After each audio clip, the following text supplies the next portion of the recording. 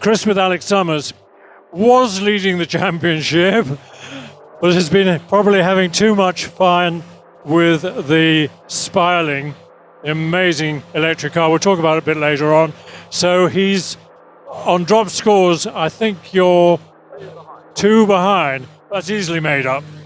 Not against Matt Ryder, I don't think, and everyone else for that matter.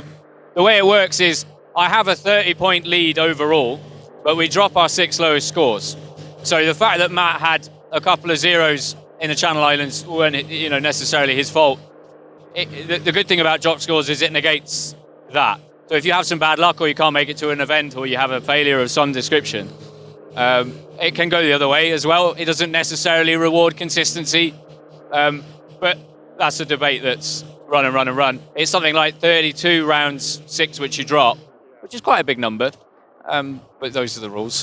But the car is quick, but not quite quick enough. Is that a function of power?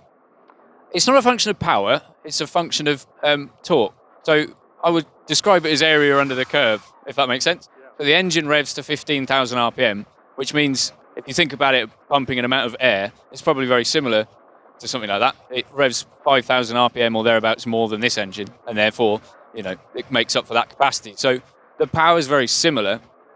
It's just that, for example, if you look at Top S at Shelsley, we come out of the Top S at 7,000 RPM, and then it's sort of waiting for a bus, and you get to 11, and off you go.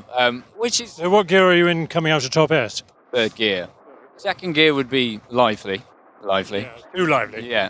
So you could throw different gears at it at different events, but I'm not really programmed that way. I can't really be bothered.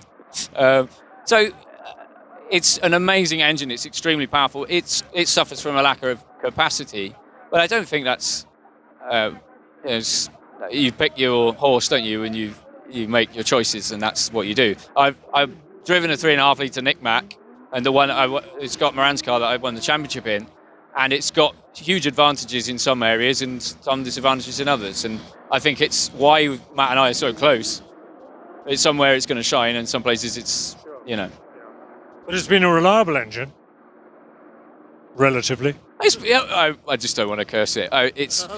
We've had a really good season from a whole car point of view. We had some dramas at Shelsley, but I don't, they happen. And they all happened in practice, which is fine. But no, I mean, Andy, Simon, Mum, Dad, everyone this year has been really consistent in their approach. And when people do really well, like Matt did at Wiscombe and stuff, it's important not to knee-jerk and suddenly throw different engine maps at it and stuff like that. It would, on pace, appear that Matt is going to win the championship. All I can do to respond at the moment is try and be consistent and be there and thereabouts. I'm going to try and beat him, but I'm not going to kill myself to prove that point. Don't do that. I turn a phrase maybe. I'm wondering if Caroline should do what your mum does and warm the car up, but I suppose Sean does that. I think Sean's doing a very good job of warming the car up.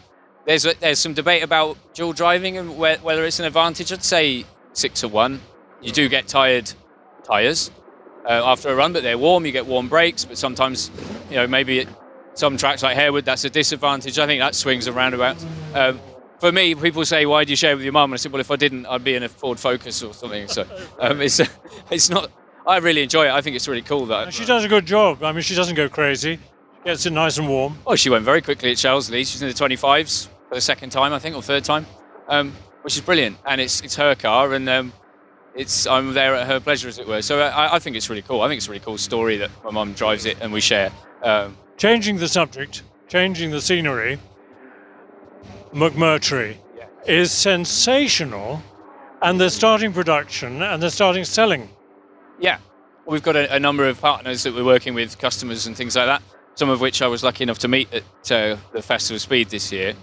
We weren't going for times per se. We took the 2 cars and we just met people and met customers and showed them around. And then obviously we were going quickly, but we weren't there to compete in the shootout. But it's all going well. It's a great thing to be a part of, and they're very lucky. They're very generous, and I'm very lucky to be able to do things like Goodwood. I'm going to California next week, which I'm looking forward to.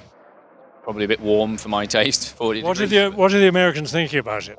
Is the car that's over there based here or based there? The two cars have gone on a US tour, so they've gone stateside with a big shipping container.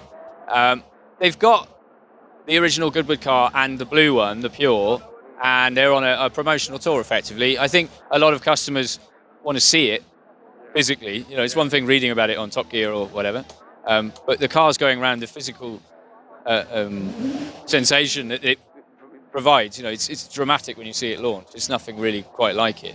Do you let potential owners drive it? Yeah. You do? Yeah. And they find it okay? It's not scary?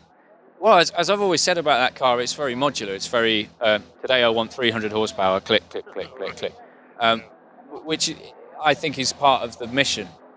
You know, Max and I do drive it quickly at places like Goodwood, and he's subsequently done records in Germany and now the reverse corkscrew record at Laguna Seca. But we're trying to develop something that's accessible. It's a very similar mission to the Firestorm and the P4T, actually. You know, mum and dad, my wife and my brother and everyone needs to have a go. And I generally think if a car is nice to drive and easy and approachable to drive, it will be fast. There's not a lot of instances where that's not true. And so the brief is develop the car, get customers in it, get their feedback, get their opinion on it, and they go on a journey with us. And Get a signature on the order form.